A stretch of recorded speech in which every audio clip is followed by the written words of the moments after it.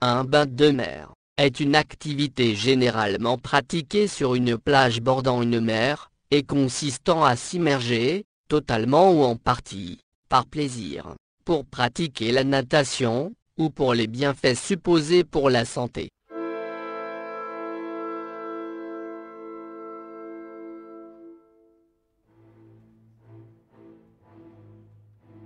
En France jusqu'au milieu du 19e, des piquets limitent les espaces des bains de mer, réservés aux hommes et aux femmes, afin de préserver la pudeur.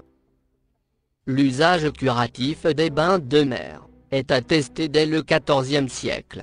Des personnes, mordues par une bête enragée, reçoivent comme médication sur la plaie, une cautérisation au fer rouge, puis sont envoyées faire un bain de mer.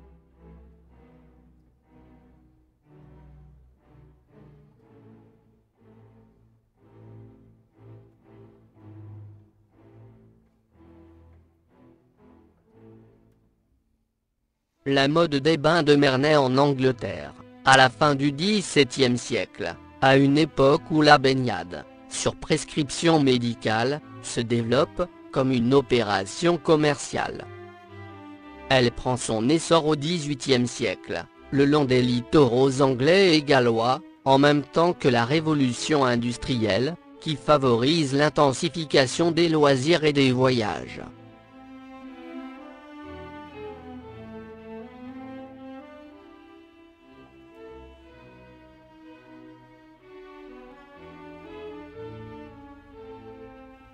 Les classes aisées, effectuant des migrations saisonnières vers la côte et la mer, qui n'est plus redoutée, mais désormais vue comme attrayante et excitante. En 1753, le docteur Richard Russell publie « Les effets des bains de mer sur les glandes », conseillant de boire l'eau de mer, et s'y baigner pour des raisons médicales, mais aussi religieuses.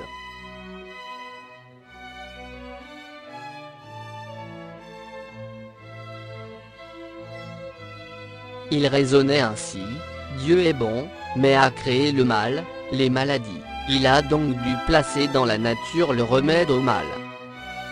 Le plus grand réservoir des forces naturelles étant la mer, celle-ci doit être le plus puissant des remèdes.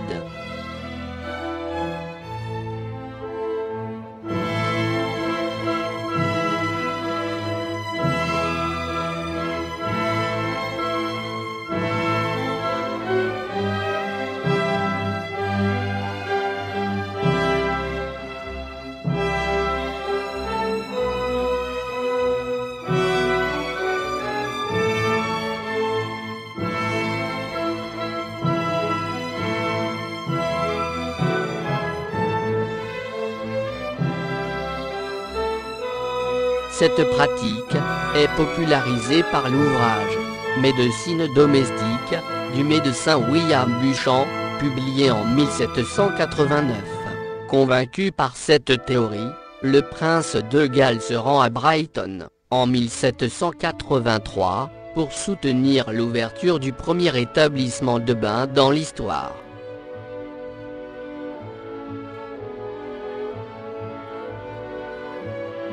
Les médecins français reprennent l'idée, et dès 1769, Maret publie son mémoire sur la manière d'agir des bains de mer, et leurs usages vivifiants, contre les rhumatismes notamment. La vogue des bains de mer à but thérapeutique atteint la France à la fin du XVIIIe siècle.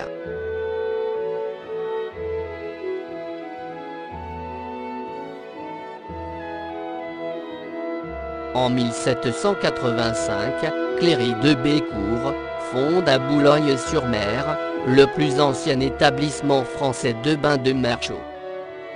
En 1812, Monsieur de Paris fonde un petit établissement de bains à Dieppe, transformé dans les années 1820 en un nouvel établissement luxueux, où la duchesse de Berry lance la vogue des bains, par ses séjours tous les étés, de 1824 à 1829.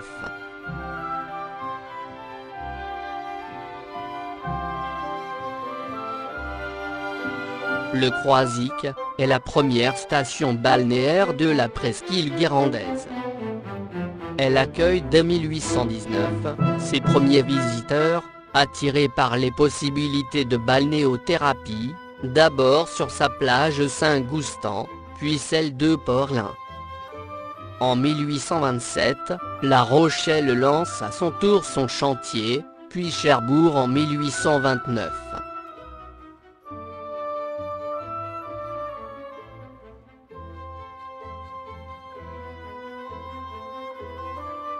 La plage Valentin de Batz-sur-Mer se dote en 1845 d'un établissement d'hydrothérapie. Plusieurs établissements protestants de bains de mer sont créés en France, le centre Hinchien de Sète, créé par Coralie Hinch, en 1847, et le Lazaret, créé dans cette même ville, en 1865, par l'Église réformée, ou encore, le château du Grau-du-Roi, dans le Gard, conçu par le négociant Henri Lénard, qui accueille les colonies de vacances stéphanoises du pasteur Louis Comte.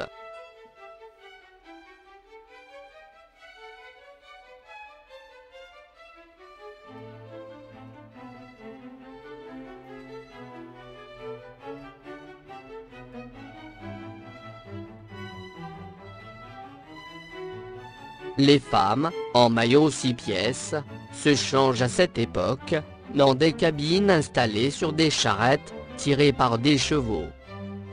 Ces charrettes les amènent directement dans l'eau jusqu'à 2 mètres de profondeur, où elles descendent par des escaliers, soutenus par des guides jurés sortes de maîtres nageurs en maillot une pièce, assermentés, pour ne pas attenter à leur pudeur, et surveillés par des censeurs.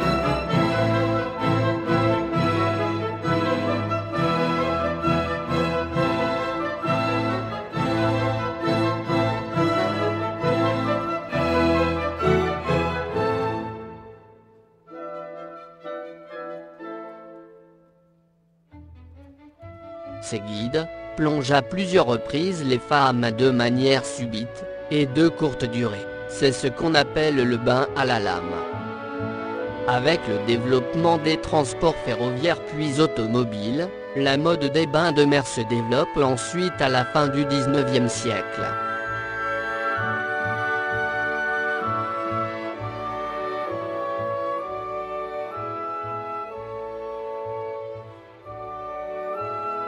Parallèlement, la plage cesse progressivement d'être un espace médical, pour devenir un lieu de sociabilité et de distraction, les stations balnéaires implantant des casinos, pour occuper les soirées de leur clientèle aristocratique.